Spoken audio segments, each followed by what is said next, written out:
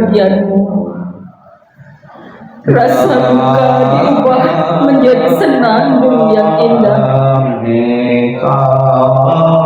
Setiap kata adalah doa kedamaian. Perjalanan kelahiran kembali sejuk dan cerah. Wajahmu tak terlupakan di dalam hatiku. Saat kita bersuka cita seperti baru berlalu. Tiada yang dapat mengganti keberadaanmu. Lepas dari dunia fana adalah menuju kebebasan. Seberangnya dengan cinta kasih. Terpujilah Amitabha Buddha. Datang dan pergi dari tanah suci. Terpujilah Amitabha Buddha. Berkat kebajikan selalu bahagia. Terpujilah Amitabha Buddha. Selalu tentram dan damai. Terpujilah Amitabha Buddha. Salam cinta kasih Amitabha Buddha untukmu. Salam cinta kasih Amitabha Buddha untukmu. Semoga Anda bertekad ingin lahir di tanah suci sebelah barat. Salam cinta kasih Amitabha Buddha untukmu. Terlahirlah di tanah suci, surga Sukawati. Semoga engkau dapat mengingat selalu pada Amitabha Buddha. Semoga engkau dapat terlahir di surga Sukawati. Amitabha Buddha memberkatimu. Terlahirlah di tanah suci, surga Sukawati. Mengingat budi ayah bunda. Walaupun kami tak dapat bersama selalu, tetapi batin kami selalu terkait bersatu. Tak dapat dilupakan selamanya cinta kasih dari ayah bunda. Kehidupan ini akan saya manfaatkan sebaik-baiknya. Rajin belajar agama, sucikan hati dan pikiranku. Selalu ingat dan berusaha membalas budi besar ayah bunda,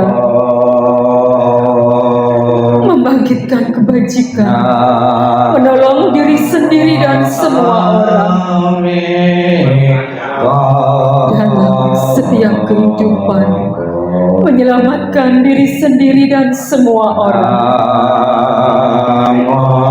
Hanya ayah bunda yang terbaik di dunia ini. Anak yang mempunyai ayah bunda bagaikan mustika. Dalam pelukan ayah bunda, kebahagiaan tak terhingga.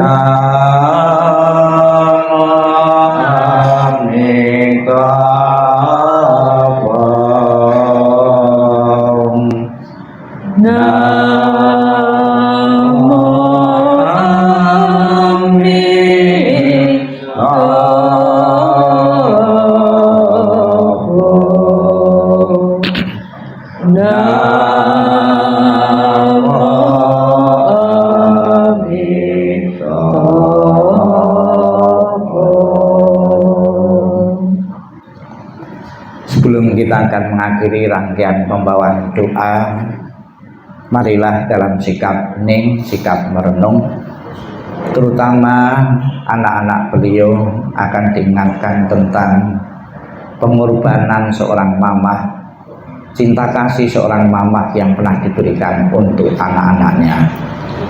Sekalipun saat ini orang tua telah tiada, semoga dalam benak masing-masing putra-putri beliau, anak-anak beliau akan selalu terkenang dan teringat pengorbanan dan kasih orang tua, dan bertekad dalam diri masing-masing ingin membalas kebaikan orang tua itu dengan selalu menjaga nama baik keluarga, menjaga kerukunan, keharmonisan di antara saudara dan famili sebagai balasan kasih dan pengorbanan mama untuk anak-anaknya. Sikap Ning, sikap merenung dimulai. Inilah yang disabdakan oleh Sang Buddha tentang kebaikan seorang mama yang pernah diberikan untuk anak-anaknya. Kematian dari orang yang dicintai sukar terlukiskan penderitaannya, tetapi berpisah dari yang dikasih juga sangat menyakitkan. Bila anak berjalan jauh, seorang mamah merasa khawatir di kampungnya. Dari pagi hingga malam, hatinya selalu bersama anaknya, dan air mata berderik jatuh dari matanya seperti monyet menangis diam-diam. Demikian dalam cinta seorang mamah pada anaknya, sedikit demi sedikit hatinya hancur. Alangkah besarnya kebaikan orang tua dan gejolak emosinya. Kebaikannya mendalam dan sukar membalasnya. Dengan rela mereka menderita untuk kepentingan anaknya. Bila anak bekerja berat, orang tua pun merasa tidak senang. Bila mereka mendengar bahwa dia berjalan jauh, mereka khawatir pada waktu malam sang anak berbaring kedinginan. Bahkan kesakitan sebentar yang diderita putra dan putrinya akan menyebabkan orang tua lama bersusah hati. Kebaikan orang tua adalah besar dan penting. Perhatiannya yang lemah lembut tidak pernah berhenti. Dari saat mereka bangun tiap pagi, pikiran mereka adalah pada anaknya. Apakah anak-anak dekat atau jauh, orang tua selalu memikirkan mereka. Sekalipun seorang mama hidup untuk 100 tahun, dia akan selalu mengkhawatirkan anaknya yang berumur 80 tahun. Inginkah Anda mengetahui bilakah kebaikan dan cinta yang demikian itu berakhir? Ia bahkan tidak pernah berkurang hingga akhir hidupnya. Sabi Santa Bawantu Sukitata, semoga semua makhluk hidup berbahagia dan sejahtera. Sikap Ning, sikap merenung selesai. Sadu, sadu, sadu. Terimalah salam di dalam Dharma. Namo Sang Hyang Adi Budaya, Namo Buddhaya. Dan salam sejahtera bagi Bapak Ibu sekalian yang berada dalam ruangan ini. Pertama-tama saya mewakili tim doa dari Wihara Budayana Putabekti nomor 1, ikut berbelasungkawa, ikut mengucapkan belasungkawa atas meninggalnya Ibu almarhumah Ibu Tio Hyang Leng. Kita bisa melihat, mungkin Bapak Ibu juga pernah melihat di beberapa rumah duka, ada ciri khas umat Buddha kalau mengirim yang meninggal itu dengan karangan bunga, ditulisi dalam bahasa Pali Anicca Wata Sangkara. Ya, ada di daerah-daerah tertentu ya, yang umat Buddha dan yang meninggal umat Buddha, yang mengirim umat Buddha itu ditulis Anicca Wata Sangkara. Itu diterjemahkan di dalam bahasa Indonesia kurang lebih segala sesuatu yang terbentuk tidak kekal adanya. Yang mengirim doa berharap agar yang membaca tulisan ini menyadari bahwa kehidupan yang dijalani seseorang itu adalah tidak kekal adanya, anicca, tidak kekal adanya. Tidak ada seorang pun, suku bangsa pun yang pernah lahir akan hidup terus menerus. seorang nabi, seorang orang besar para Buddha pun pernah ya akan menjalani, harus tunduk pada hukum kematian ini. Segala sesuatu yang terbentuk tidak kekal adanya.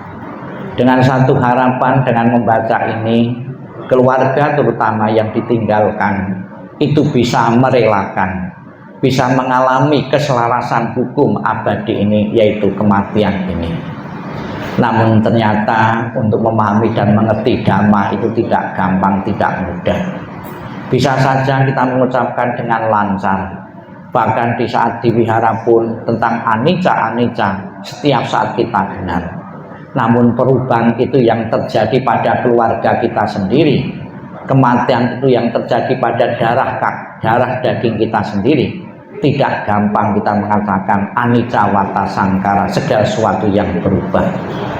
Terhadap sesuatu yang kita cintai, cenderung pikiran kita, batin kita untuk melekat dan mengatakan jangan berpisah denganku, lebih-lebih berpisah untuk selamanya. Namun bagaimanapun juga Bapak Ibu, apabila Bapak Ibu tidak kepingin larut dalam kesedihan karena berpisah dengan orang yang amat dicintai, segeralah bisa menerima hukum perubahan hukum kematian ini. Kematian yang diterima Ibu almarhumah bukan saja terjadi dalam keluarga saat ini, keluarga-keluarga yang lalu, yang saat ini maupun yang akan datang, satu persatu anggota keluarga kita akan meninggalkan karena kematian. Salah satu yang bijaksana adalah menerima hukum kematian itu sebagai proses alami dan kodrati, sekalipun tidak gampang, tidak mudah. Maka di dalam puja bakti di wihara ada sebuah perenungan, suatu saat nanti saya akan sakit, suatu saat nanti saya akan tua, suatu saat nanti akan mati. Dengan satu harapan, kekhawatiran dan kecemasan itu setiap saat direnungkan, penderitaannya tidak terlalu parah karena kita sering merenungkannya. Sebagai balasan kebaikan dari orang tua yang telah mencurahkan perhatiannya untuk mendidik membesarkan anak-anaknya, di saat akhir bersama jenazah beliau, keluarga telah memberikan baktinya, menghormati, ya kita lihat di peti jenazah didekorasi dengan aneka macam bunga. Ini bukan saja biar dipandang enak, disedap dipandang, mempesona yang memandangnya, namun suatu bentuk penghormatan yang terakhir kepada beliau. Di samping itu juga bunga mengandung simbol ketidakkekalan. Siapapun yang melihat keindahan dari bunga, di saat itu pula juga kita merenungkan bahwa bunga tidak kekal adanya. Demikian pula di saat kita memandang orang-orang yang kita cintai, jangan terlalu melekat. Kemelekatan bahkan membawa penderitaan, ya, membawa kesedihan.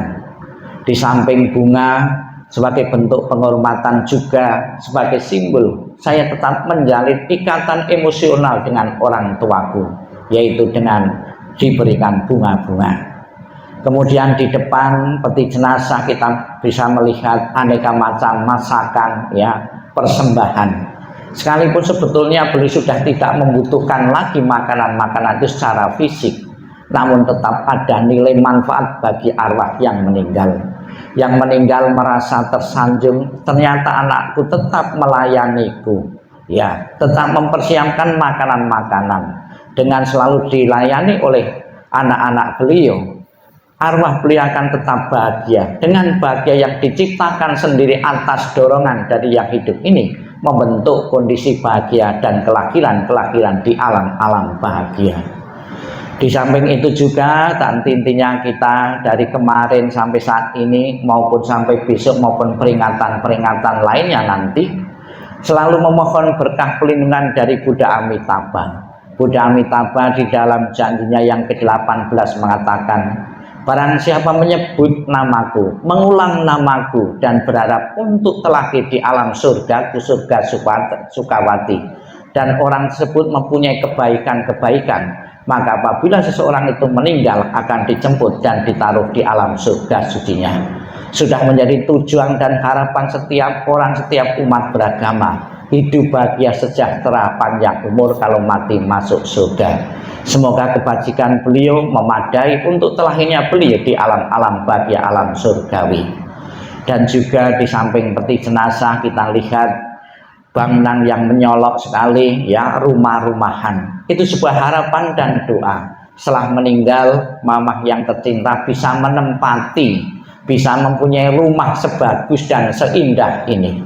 Apa akan menjadi kenyataan di alam sana seorang mamah yang telah meninggal akan bisa menempati fasilitas kehidupan yang sangat lengkap ini? Untuk menjawab itu ada sebuah riwayat dalam kehidupan Sang Buddha. Ada seorang biku yang bernama Biku Moggallana. Dia mempunyai kemampuan pergi ke alam surga. Di alam surga mendapati melihat rumah megah mewah masih kosong, belum berpenghuni. Karena penasaran turun ke dunia, tanya kepada Sang Buddha. Sang Buddha orang yang mempunyai kewaskitaan, bisa melihat 31 alam kehidupan termasuk alam surga. Sang Buddha, ketika saya pergi ke alam surga bisa melihat, ya, rumah megah dan mewah namun masih kosong. Itu milik siapa? Perlu ketahui Moggallana, rumah itu milik orang-orang yang berbuat kebajikan-kebajikan di dunia ini. Sekalipun dia belum meninggal, pahala kebaikannya sudah tercipta di alam bahagia, alam surga ini. Semoga kebajikan beliau memadai untuk telahnya di alam-alam bahagia, alam surgawi, seperti gambaran dan harapan keluarga yang ditinggalkan pada hari ini. Kemudian makna yang kedua, di samping sebuah pengharapan besok akan dibakar, ya, akan dibakar, satu harapan agar beliau tidak melekat lagi terhadap hal-hal harta duniawi yang pernah dipunyai di dunia ini. Seolah-olah sudah dibawakan semua. Arwah yang masih melekat terhadap harta duniawinya, apa yang dipunyainya, cenderung sebagai penghalang kelahiran-kelahiran di alam-alam selanjutnya. Kemudian yang ketiga, tadi bersama-sama keluarga dibimbing untuk menghormati. Ibaratnya beliau mempunyai warisan, ya, warisan-warisan leluhur orang tua yang dipilih dengan jerih payah, ya, banting tulang, hendaknya dihormati. Jangan jadikan alat untuk tidak rukun, tidak harmonis dan bahan rebutan.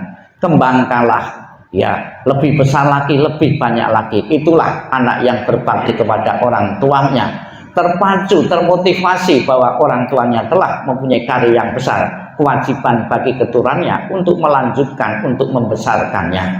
Itulah Bapak Ibu sekelumit dhamma yang saya bawakan, semoga bisa mengerti dan semoga arwah beliau segera terlahir di alam bahagia dengan dukungan doa maupun fasilitas-fasilitas tradisi. Semoga terwujudnya beliau terlahir alam bahagia. Sadhu, sadhu, sadhu.